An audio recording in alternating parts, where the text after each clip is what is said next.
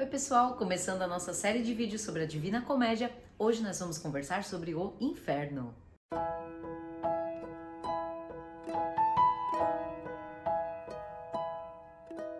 Oi pessoal, tudo bem com vocês? Sejam bem-vindos a mais um vídeo aqui no Léguas e Letras. E hoje nós vamos dar continuidade à sequência de vídeos sobre a Divina Comédia de Dante Alighieri. Vamos conversar sobre o Inferno, a primeira parte desse grande poema, esse clássico da literatura mundial. Bem, nós já falamos sobre por que ler a Divina Comédia no primeiro vídeo dessa série. Eu vou deixar o link aqui na descrição do vídeo e também um card. Para quem ainda não assistiu, conhecer um pouco mais sobre a forma, o conteúdo, motivos para ler essa obra, um pouquinho sobre a vida do Dante também. Um aspecto da vida dele que eu acho que vale a pena a gente retomar aqui nesse vídeo, nesse primeiro vídeo sobre o Inferno, é o fato de que a Divina Comédia foi escrita durante o seu exílio. Houve, por desavenças políticas, o exílio de Dante e ele acabou falecendo em Ravenna. E durante esse período de exílio ele escreve a Divina Comédia, e isso é importante porque aqui no Inferno nós vamos encontrar diversos inimigos do Dante. Ele coloca os seus piores inimigos aqui no Inferno. Mas antes da gente continuar, eu vou pedir para vocês inscrevam-se, curtam, comentem, compartilhem este vídeo. Isso ajuda a levar o conteúdo do Léguas e Letras para mais pessoas e também a me motivar a continuar produzindo conteúdo aqui para o canal.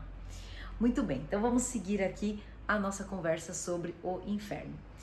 Esse daqui é um texto poético, é uma poesia, como comentei lá no vídeo de abertura, não é uma poesia 100% épica nem 100% lírica. E este primeiro volume, essa primeira parte da história, é dividida em 34 cantos. Nós sabemos que Dante tem uma grande preocupação com a forma do seu poema e a Divina Comédia é composta de 100 cantos. Esse primeiro tem 34 cantos, depois nós temos 33 cantos no Purgatório e 33 cantos no Paraíso. Mas por quê? Porque aqui nós temos um canto introdutório e depois os 33. O número 3 ligado, obviamente, à Santíssima Trindade. Afinal de contas, esse poema tem muito a ver com a tradição católica desse período e que é representada fortemente por Dante aqui neste poema. Então ele vai usar bastante desse número, nós vamos ver muitas vezes o número 3 e seus múltiplos aparecendo ao longo do poema Divina Comédia. Aqui sobre o enredo, é o primeiro trecho dessa viagem que o Dante vai empreender entre esses três grandes reinos que existem após a morte segundo a tradição cristã. O primeiro deles o inferno, depois o purgatório e finalmente o paraíso terrestre e o contato com o paraíso divino. Nessa edição aqui da editora 34, nós temos um esquema aqui no início do livro que ajuda muito na nossa leitura, um esquema do inferno e dos seus 9 círculos, mais uma vez aí o nosso múltiplo de 3, né, como eu havia comentado. Então nós temos aqui esse esquema que divide o inferno. Nós temos então os principais vícios, né? Nós vamos ver 4 grandes grupos de vícios e pecados. Então são a incontinência, a violência e bestialidade, a fraude simples e a traição. Para fazer essa divisão, o Dante se inspirou em Aristóteles, na divisão dos vícios que ele faz lá na Ética a Nicômaco, principalmente os grandes 3 vícios morais, né? Ele coloca o homem como podendo ser, né, vicioso, que não se arrepende do que fez, de ser mal. Ele pode ser também intempestivo, comete o crime tomado por impulso, sente culpa, pode se arrepender. O homem pode ser também bestial, animalesco, realmente faz o mal por querer fazer, né? Como ele não reconhece a culpa por fazer algo errado. Então, se essa obra tem a proposta de ser uma trajetória de redenção moral, nada melhor então do que começar pelo lugar onde estão todos os penitentes, estão aqueles pecadores que não se arrependem do que fizeram. Isso é uma característica importante para a gente sempre ter em mente quando estivermos lendo o Inferno, que essas pessoas que o Dante vai encontrar ao longo desse primeiro trecho não são pessoas que se arrependeram do que fizeram. E sendo a Divina Comédia uma obra de elevada complexidade, é muito importante ter outros materiais de apoio, outros conteúdos que você possa acompanhar para entender melhor, até porque o Dante, como eu comentei lá no vídeo de abertura, faz referências inúmeras a bíblias, mitos, acontecimentos políticos da sua época, é muito difícil acompanhar tudo, e se a gente se propusesse a pegar cada referência que o Dante faz e estudar, tenho certeza de que conseguiríamos ter um conhecimento muito vasto, que era o conhecimento que ele tinha aqui, né? Então é bem complicado e exige normalmente mais materiais de apoio. Eu faço bastante pesquisa para trazer os vídeos aqui para vocês sabem disso. E um dos livros de apoio que eu usei, um dos materiais que eu utilizei foi esse aqui, ó. É um livro em inglês do Joseph Gallagher que se chama, uma tradução livre seria Um Guia para o Leitor Moderno da Divina Comédia de Dante. É um livro que vai explicando canto a canto, colocando ali notas, faz um resuminho, faz umas observações, ajuda bastante a fazer a leitura. Então, como que eu fazia? Eu dava uma olhada aqui nesses canto a canto aqui nesse livro primeiro, depois eu li alguns cantos e depois eu vou dizer a vocês, eu até reli. Quando eu cheguei na metade do inferno, eu voltei no começo, reli tudo sem leitura de apoio, li numa tacada só, porque você também ficar parando pode dar um pouco de dificuldade na compreensão do todo. Então eu vou dizer, esse livro aqui eu já li 2 vezes então. Na verdade, cada volume da Divina Comédia vai ser lido mais de uma vez por mim para fazer a resenha, justamente porque eu gostei dessa estratégia, de depois reler de uma vez, porque aí você pega o contexto. Ainda, a editora 34, aqui no início de cada canto, como eu já tinha mostrado até no primeiro vídeo, tem aqui um pequeno resumo, né, do que vai acontecer em cada canto, e no final nós temos notas muito valiosas para explicar as referências. Vou dar um exemplo para vocês. Então vejam, tá aqui ó, a indicação de cada linha, qual que é a referência que o Dante está fazendo, ajuda muito a gente a entender, porque às vezes ele nem fala o nome, ele só fala uma característica ali do personagem, ou histórico, ou mitológico, ou bíblico mesmo, e só que ao final a gente vai descobrir quem é, né? Se você não sabe a referência, às vezes fica meio perdido, aqui na nota vai ter a explicação. Então ajuda bastante, tudo isso é material para a gente tentar entender melhor essa grande obra, que com certeza merece muitas leituras. E o elemento principal dessa obra, o primeiro que eu gostaria de salientar, é o próprio inferno. Mais do que os personagens, né, nós vamos falar bastante agora sobre a própria questão, o que é o inferno. A concepção de inferno vem sendo construída desde a antiguidade, então já havia uma certa noção de inferno entre os gregos e os romanos. Nós vamos ver, tanto na Odisseia quanto na própria Eneida, descida dos heróis ao Hades, que é o inferno ali da antiguidade greco-romana.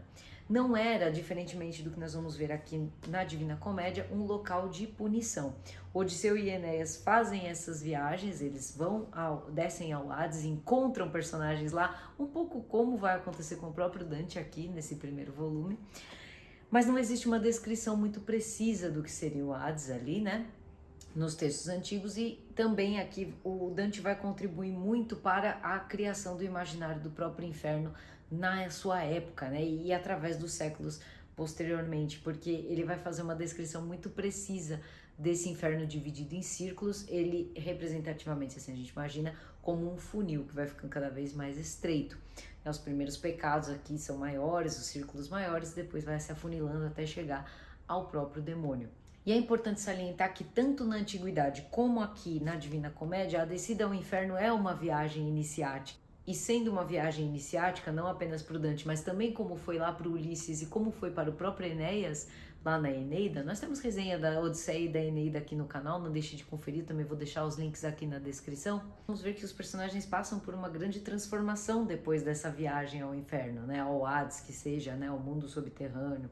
Eles passam por esse momento, e a meia-idade é um bom momento para isso, e justamente essa é a idade do Dante. Ele vai dizer que ele está bem na metade da sua vida, considerando a expectativa de vida da época, seria por volta dos 35 anos de idade. Então é uma época boa para fazer essa viagem iniciática aí, rever conceitos, aprender, olhar para si mesmo, ver os próprios pecados, se redimir, e é por isso que o Dante também escolhe, né, não por acaso, essa idade. Considerando que o guia do Dante aqui no inferno vai ser o poeta Virgílio, nós não podemos deixar de comparar um pouquinho o inferno do Virgílio com o inferno aqui do Dante, o inferno da Eneida. Na Eneida, o Enéas encontra a Sibila de Cumas, que começa a guiá-lo nessa viagem. É com a Sibila que vai. A Sibila é inclusive representada na Capela Sistina, tem uma pintura lá dela. Mencionei tudo isso lá no vídeo da Eneida, não percam, esse vídeo ficou muito legal. E ele vai fazer essa viagem ao inferno para encontrar, entre outros personagens, o seu próprio pai, que vai prever o seu futuro como fundador, como o iniciador ali de Roma, né, de toda a tradição romana. Nós sabemos lá que a Eneida é o poema, o mito fundador de Roma. Lá também nós temos uma segmentação do inferno, lá também vamos encontrar o barqueiro Caronte, vai haver também um rio para fazer essa travessia para esse outro mundo. Tudo aqui vai aparecer também, então temos muitas semelhanças entre esses dois infernos, apesar desse caráter punitivo ser principal fator de distinção entre os dois, que aqui existe punição e lá não tem esse caráter punitivo, é mais um mundo pós-morte mesmo. Também existe um vestíbulo do inferno lá na Eneida, como nós vamos ver aqui também. Lá também haverá uma divisão de categorias de acordo com o tipo da morte, um pouquinho diferente aqui que vai ser de acordo com o tipo de pecado, o tipo de punição que as pessoas vão receber, mas temos aí também essa segmentação do inferno. Também temos Minos como juiz do inferno, aqui ele vai aparecer como um personagem que vai meio que direcionar a cada um para o círculo correspondente ao pecado. E também tem um lugar que é pior, né? Aqui nós vamos ter a própria cidade de Dite, que é um outro nome para o demônio, e lá nós temos o Tártaro, um lugar pior ali naquele reino. Então temos muitas semelhanças e colocando como principal diferença o caráter punitivo. Até porque essa obra também tem uma função moral, ela tem uma função de mostrar o que acontece com o pecador, o que acontece com aquele que vai contra o ensinamento, né, do cristianismo, e é uma crítica de Dante à decadência moral da sua época. Para falar um pouco sobre o início, naquele canto introdutório que eu comentei, o Dante está numa selva escura e ele se depara com 3 feras, uma onça, um leão e uma loba, que representam a incontinência, a violência e a fraude. Nessa selva ele vai encontrar o Virgílio, que é uma inspiração para o Dante, que vai empreender com ele essa viagem através dos 3 reinos para essa trajetória de purificação e melhoria de si mesmo, né? Porque o Virgílio? O Virgílio morreu em 19 a.C., então ele é anterior à própria doutrina do cristianismo e ele é um representante da razão humana. E a razão é uma condição necessária à manifestação da virtude. Afinal de contas, como falei, essa obra tem uma função moral de mostrar as virtudes. E o Virgílio para o Dante seria um representante muito forte dessa razão, que é fundamento da virtude. E além disso, o Virgílio na Eneida vai colocar o seu personagem principal, o Enéas, como alguém que tem que cumprir um destino, o destino de fundar Roma, o destino de ser antepassado desse grande povo.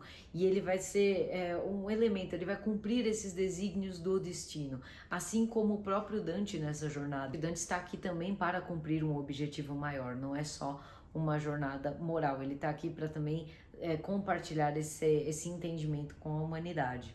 Quanto aos personagens, nós temos como personagens principais dessa primeira parte da Divina Comédia o Dante, que é como protagonista, e o Virgílio, o seu guia. Eles também vão encontrar diversas pessoas reais e fictícias ao longo dessa jornada através do inferno, e o que eu achei interessante foi justamente isso, essa representação dos pecados não apenas de uma forma simbólica, com ficção, mas também com personagens da sua época. Além de ele fazer essa acusação, né, desse cometimento desses pecados por pessoas da sua época, nós também podemos ver a trajetória aqui do inferno como também um pouco de acusação contra si mesmo. Nós vamos ver nessa primeira parte do poema um Dante mais vingativo, um Dante um pouco mais maldoso mesmo, malicioso, que quer ver o inimigo ali sofrendo, se dando mal. Então ele é um pouco mais malicioso. O Virgílio vai representar a razão e a virtude, sendo o guia do Dante, explicando para ele um pouco sobre o inferno, o que está acontecendo ali. E a Beatriz também vai aparecer aqui de uma forma mais indireta, porque ela é a figura celestial que envia Virgílio para salvar Dante daquela selva do primeiro canto. Ela foi o grande amor da vida do Dante, um amor platônico.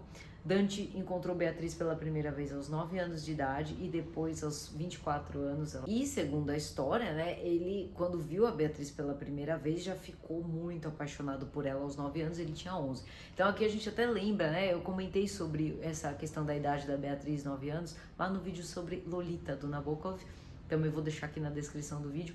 Mas sabemos que isso não é desculpa, porque afinal de contas o próprio Dante também era uma criança nessa época, né? Vejam bem. Mas enfim, ele tem esse amor platônico pela Beatriz, não se casa com ela, e a Divina Comédia é também uma forma de levar para a eternidade a própria Beatriz. Há quem questione até mesmo se Beatriz efetivamente existiu, por conta do significado do seu nome, que é aquela que traz beatitude.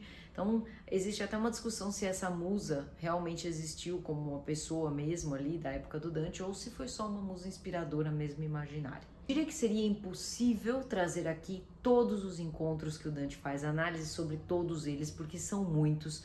Mesmo fazendo uma boa seleção, eu acredito que esse vídeo ainda não vai ficar tão curtinho, tão sucinto, porque tem muita coisa legal pra gente ver aqui, e eu tenho certeza que essa foi a minha primeira leitura e em próximas eu verei muito mais, né? Vocês sabem que os clássicos têm esse poder. Mas eu selecionei os principais encontros, né, no meu entender, e para trazer algumas análises para vocês. Vou passar então aqui ao esquema do inferno. Nós vamos ver que os primeiros pecados, logo depois do vestíbulo, vem luxúria, gula, avareza, a ira e a heresia, né? Então aqui dentro do pecado maior, né, do grupo maior da incontinência, nós vamos ter então os luxuriosos, gulosos, avaros e pródigos, iracundos e rancorosos e os heréticos. Depois nós vamos ter então a violência, a fraude e a traição. Essa ordem, como eu comentei, o inferno é aquele funil em direção ali ao centro, né, ao fundo, onde está o demônio. Os pecados vão ficando cada vez piores. Então nesse primeiro grupo nós temos os pecados da carne. Assim, é aquela coisa que é natural do ser humano, mas que levada ao extremo ou sem medida se torna um pecado. São coisas naturais. Por isso são esses impulsos, né? E o que é muito legal, não apenas aqui no inferno, mas também depois lá no purgatório, é que nós vamos ver uma exata correspondência entre o pecado ali e a punição. E ali no purgatório, o pecado e o instrumento para purgar aquele determinado pecado. Nem sempre isso vem assim, é muito fácil de perceber, mas a gente tem às vezes que pensar um pouco mais, mas é genial como ele faz essa correspondência. E essa correspondência também não vem por acaso de uma inspiração em Aristóteles, do conceito mesmo de justa medida. Então aquela justa medida que nós vamos ver lá no Aristóteles é a ferramenta que ele usa aqui no inferno. A punição é a justa medida para o pecado. No canto 3 ele chega finalmente à famosa porta do inferno, onde nós temos aquela inscrição: vai-se por mim a cidade dolente, vai-se por mim a sempiterna dor, vai-se por mim entre a perdida gente. Moveu justiça o meu alto feitor, fez-me a divina potestade, mais o supremo saber e o primo amor. Antes de mim não foi criado mais nada senão eterno, e eterna eu duro. Deixai toda esperança, ó vós que entrais. Vejam que o recado está dado, não adianta ter esperança se você está no inferno, não há saída para o inferno, não existe entrar e sair de lá, quem entrou fica. E também já é importante a gente analisar aqui, fez-me a divina potestade, mais o supremo saber e o primo amor. Então mesmo o inferno é uma criação da Santíssima Trindade, é uma criação divina, tem ali a sua função.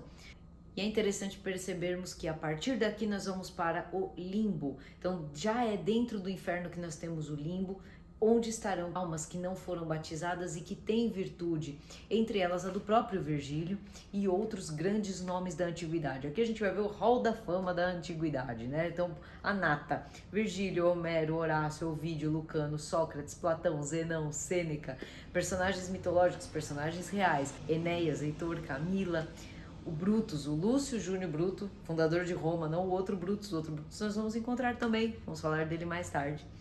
Então vejam que aqui nós temos almas virtuosas, mas que não conheceram o cristianismo, né? Não foram batizados, então eles não conheceram a verdadeira crença, aqui segundo Dante.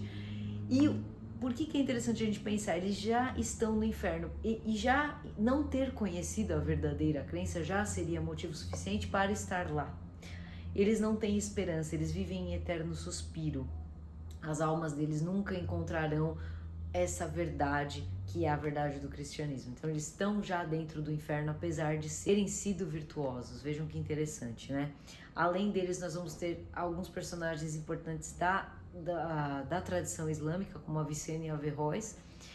E apesar de toda a questão que havia naquela época entre a Igreja Católica e o Islã, nós vemos aqui o respeito que o Dante tem por esses personagens, pelas suas virtudes, pelo conhecimento, a sua contribuição para a história. Isso é muito legal. E a partir desse limbo, a distribuição das almas vai ser feita por Minos, que é um juiz ali do inferno, é o mesmo juiz do inferno da Eneida. E quando a alma chega diante dele, a cauda dele se enrola quantas vezes forem correspondentes aqui ao círculo que a pessoa vai. O Minos aparece até naquela pintura famosa do Juízo Final do Michelangelo. Vou deixar aqui para vocês a imagem. Vocês já devem ter percebido, tá bem no cantinho lá embaixo, ali as almas indo pro inferno, e ele está lá na entrada.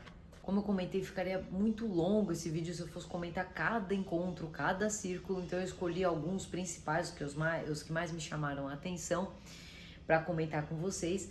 E eu gosto particularmente de 3 pares de pecadores que retratam relacionamentos cada vez mais deteriorados, que são a Francesca e o Paolo, depois o Ulisses e o Diomedes, e finalmente o Conde Ugolino e o Bispo Ruggieri. Quando comentar sobre cada um deles eu vou destacar, mas esses 3 pares me chamaram bastante a atenção porque eles mostram relacionamentos cada vez mais deteriorados. Nos 3 casos, apenas um do par fala com o Dante, né? Tem esse diálogo. Mas é isso, a Francesca fala com amor, o Ulisses fala com indiferença e o Ugolino fala com ódio, porque ele está devorando o seu par ali, o bispo, né? Então nós vamos falar dele daqui a pouco. O primeiro par então é a Francesca e o Paolo. Vou mostrar para vocês aqui uma ilustração do Doré que temos aqui nessa edição da Nova Fronteira. Eles estão aqui ó, no canto 5 do inferno e eles estão no primeiro círculo, que é o da luxúria. Nesse círculo existe um vento incessante, as almas ficam voando sem parar.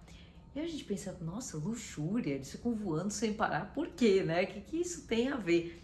Pensando naquele conceito da justa medida, né? Da correspondência. Para mim, eu fiquei pensando em pássaros, por exemplo. Aqui nesse caso, você vê que eles estão voando grudados, eles ficam unidos o tempo todo. E eu fico pensando em pássaros voando sem pouso, voando sem ninho. Aquela impossibilidade de ter aquele ninho de amor seria uma grande punição para esses luxuriosos. E até mesmo no Shakespeare eu li uma alusão a Vênus e aos pombos, né? E eles eram sacrificados em favor dessa deusa na antiguidade. Então pode ser que tenha a ver com isso também, né? Colocando eles voando como os pombos lá de Vênus, né? Talvez seja isso. A gente fica fazendo esse exercício a cada círculo. E esses dois têm uma história interessante. Eles param lá para conversar com o Dante e a Francesca vai contar que eles estavam lendo uma história do Lancelot e da Guinevere, e quando eles dois se beijaram, eles também se beijaram, e eles são cunhados, né? Depois eles foram assassinados pelo marido dela, muito provavelmente não naquele momento da leitura, mas o interessante aqui é perceber que eles não se arrependem. Ela vai colocar a culpa no livro. E essa característica é extremamente marcante de todos os pecadores, não assumir a responsabilidade. Eles estão sempre jogando a culpa nos outros, jogando a culpa no universo, jogando a culpa na situação política. Então isso é uma coisa para a gente já colocar como reflexão, que a redenção implica o reconhecimento da responsabilidade. Isso vai vir junto com a noção de livre-arbítrio, que vai ser tratada mais em profundidade lá no purgatório, mais para frente. Então temos que manter isso em mente quando estivermos lendo a Divina Comédia. Outras personagens que estão aqui nesse círculo: Dido, Cleópatra, Helena de Troia, Paris, Tristão. Então, referências à mitologia infinitas, referências a outros clássicos, outras obras de literatura. Não deixem de ler clássicos, gente, vale muito a pena ter esse conhecimento. Já pensou toda vez ter que ficar procurando? Eu confesso que nem toda referência eu entendo de cara, né? Lógico, faço uso das notas de livros de apoio, como eu já mencionei, mas você ter um conhecimento prévio, vejam como ajuda a ler uma obra dessa magnitude, né? Facilita demais, a gente vai tendo ali um pouco mais de facilidade para identificar as referências que ele vai fazendo. Agora, pulando um pouquinho, a gente vai lá para o quarto círculo, que é o da avareza e o da prodigalidade. Nesse círculo, tanto os avaros quanto os pródigos ficam arrastando pesadas pedras, se encontram e voltam, e arrastam e batem de novo eternamente. E eles ficam arrastando essas pedras e um falando pro outro: você gasta demais, o outro falando: você economiza demais, você não gasta de menos, né? E a pedra, fico aqui imaginando que é o peso desse dinheiro, né? O peso desse pecado. Ele é mal utilizado tanto por um quanto por outro, um por mais, o outro por menos. Mas ambos carregam o mesmo peso porque são dois lados da mesma moeda, é tudo a ver com o gasto do dinheiro, bem material, né? E eu até comentei que o Dante é mais malicioso, ele ainda é um pouco mais maldoso aqui nessa primeira parte, mas ele também sente pena, né, das almas vendo, né, essas punições aí eternas, né? Porque uma questão que a gente tem que ter em mente é que isso é para sempre, não tem chance de sair do inferno. E quando ele tem pena, o Virgílio até repreende o Dante. Ele fala, não, eles estão aqui porque eles não se arrependeram, eles têm mesmo que estar aqui sofrendo essa punição, não tenha pena deles, não tenha. Então, quando a gente passa aí por esses primeiros círculos que falam mais dos pecados da carne, como eu comentei, eles chegam aos portões da cidade do demônio, né, da cidade de Dite. E lá dentro, os primeiros que vão ser encontrados serão os heréticos. Então vejam que existe uma demarcação muito clara entre o que é antes do inferno, que é o limbo, os primeiros círculos ali que já tem uma punição bem pesada, mas ainda não são dos pecados da carne, né? E aí a gente vai começando a ficar, a coisa vai ficando mais grave conforme eles entram na cidade e vão se afunilando ali nessa jornada. Primeiro círculo, então, tem os heréticos, e ali nós temos tumbas abertas pegando fogo.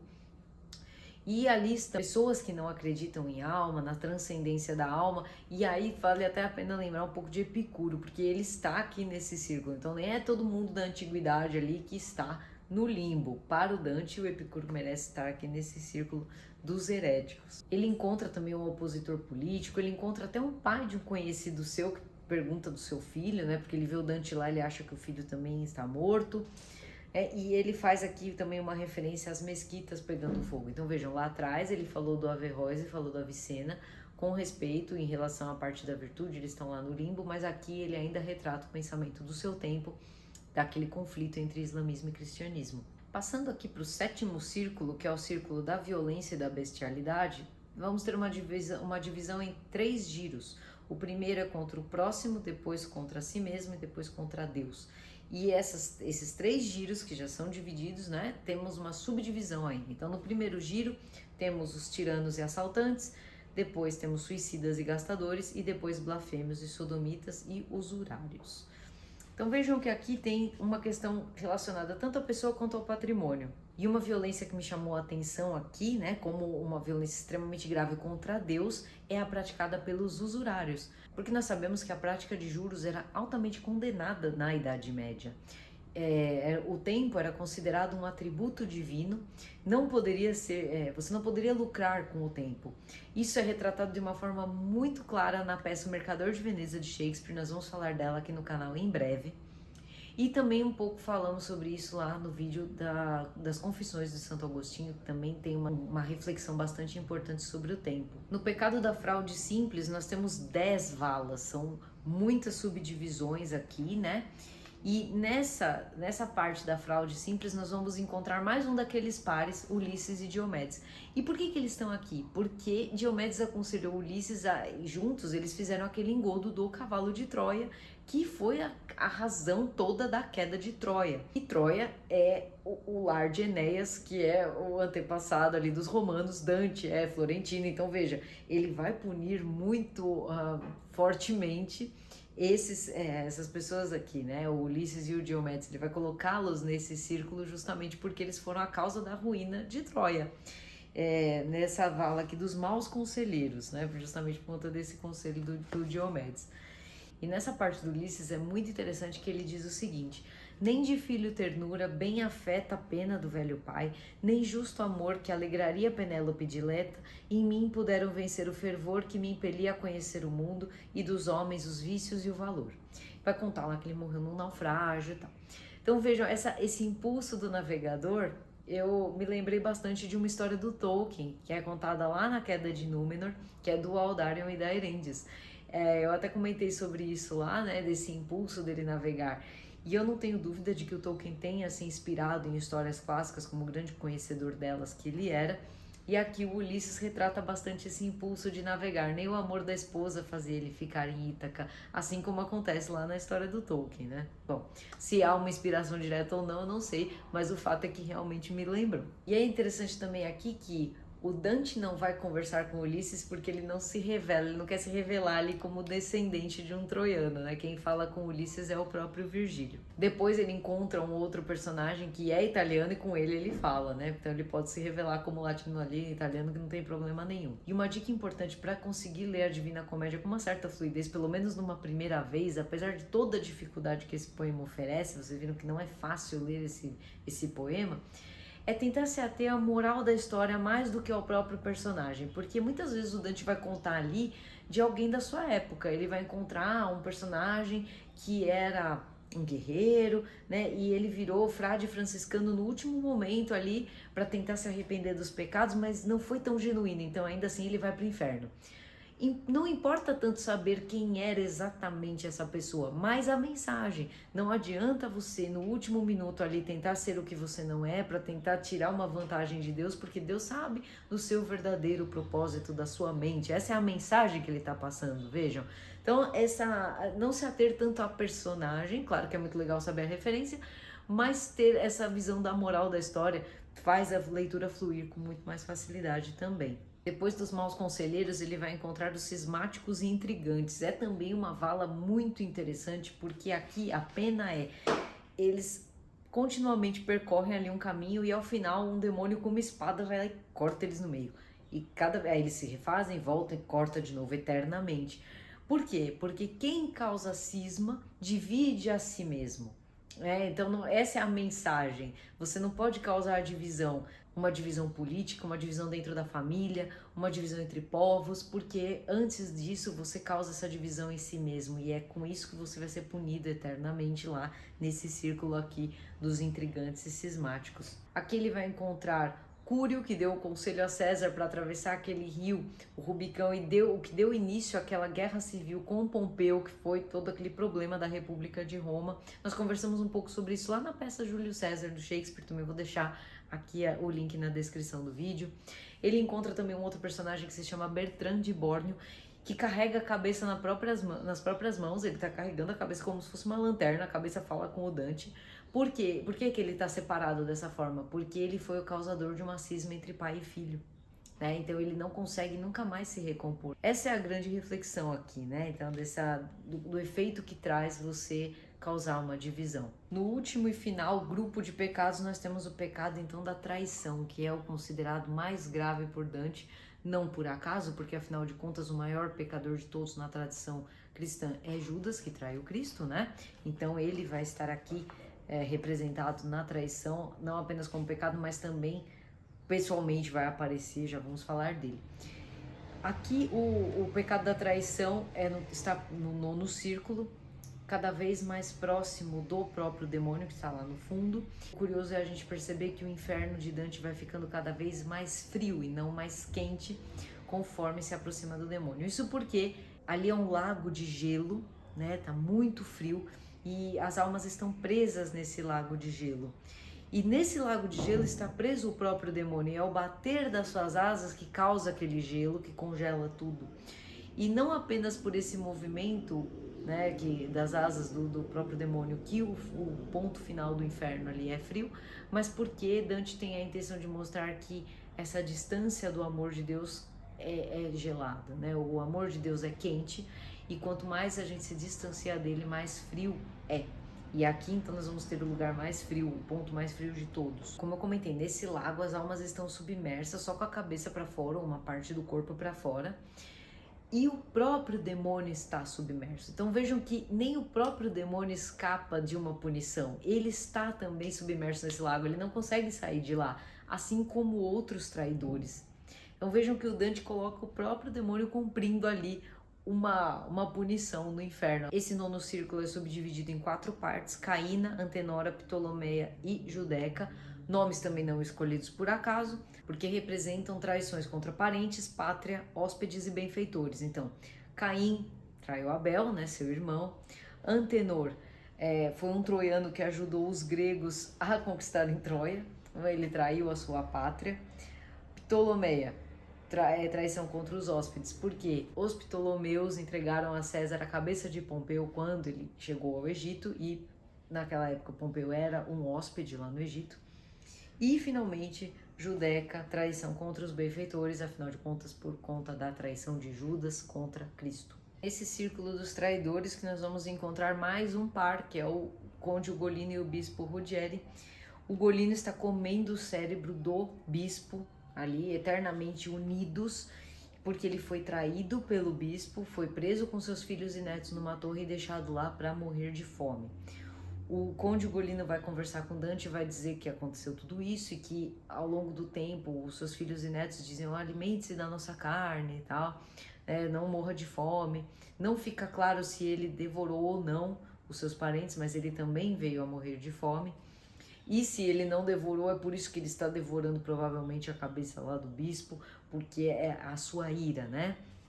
E aqui a punição chega a ser irônica, porque eles estão unidos por toda a eternidade. E aqui pensando, né, na questão da justa medida, o ódio de uma certa forma te une àquele objeto do seu ódio.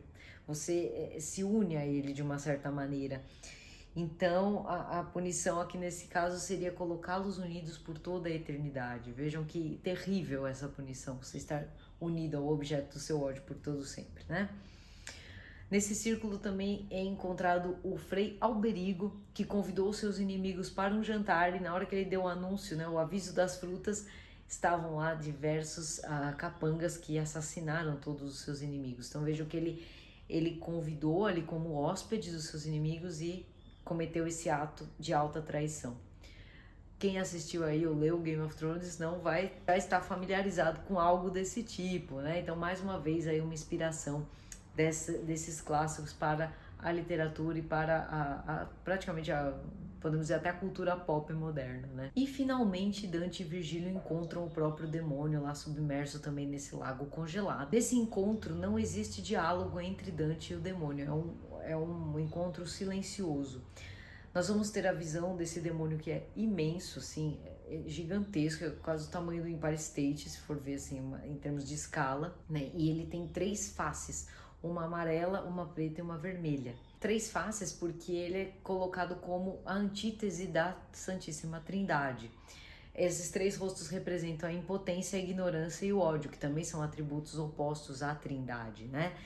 E ele tá ali como o contraponto, né, do paraíso mesmo, tá lá como o centro do inferno, e em cada uma dessas faces, né, cada uma dessas bocas, ele está mastigando um traidor. Nas cabeças laterais ele está mastigando Cássius e Brutus, que traíram César, falamos disso lá na peça do Shakespeare, Júlio César. Então uma traição do poder temporal, uma traição terrena, e a cabeça central está mastigando o Judas, porque ele foi o maior traidor de todos, é a traição contra o próprio divino. Depois desse encontro totalmente chocante ali, eles vão descer pelas costas do demônio, a gravidade vai se inverter e eles vão sair lá do outro lado, diante do purgatório, para o próximo volume aqui da nossa história da Divina Comédia. Com isso nós chegamos ao final da trajetória de Dante e Virgílio pelo inferno, finalizando assim o primeiro volume da Divina Comédia.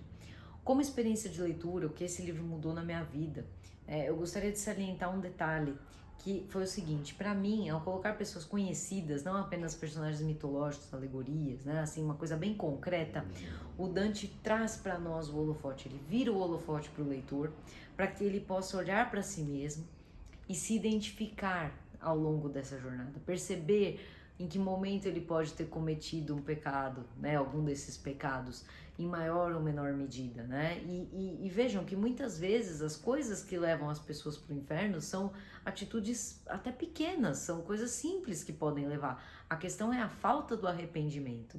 É você ter tido o livre-arbítrio de fazer e depois de não se arrepender, jogar a culpa no outro, não assumir a responsabilidade.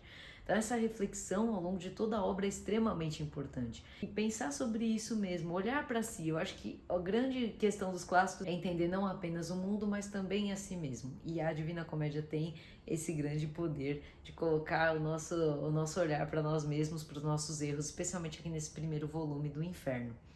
E essa é uma lição que se pode levar até se você não segue o cristianismo, não tem essa mesma crença do Dante. Os clássicos têm esse poder de provocar essa reflexão independentemente da nossa crença, né? A riqueza de personagens conhecidos de mitologia, né, da história, facilita também a nossa jornada, aqui acompanhando os dois, até para também refletir sobre esses pecados. É uma leitura difícil, é uma leitura desafiadora, mas vale muito a pena, vale realmente muito a pena ler a Divina Comédia. Espero que vocês estejam gostando dessa jornada.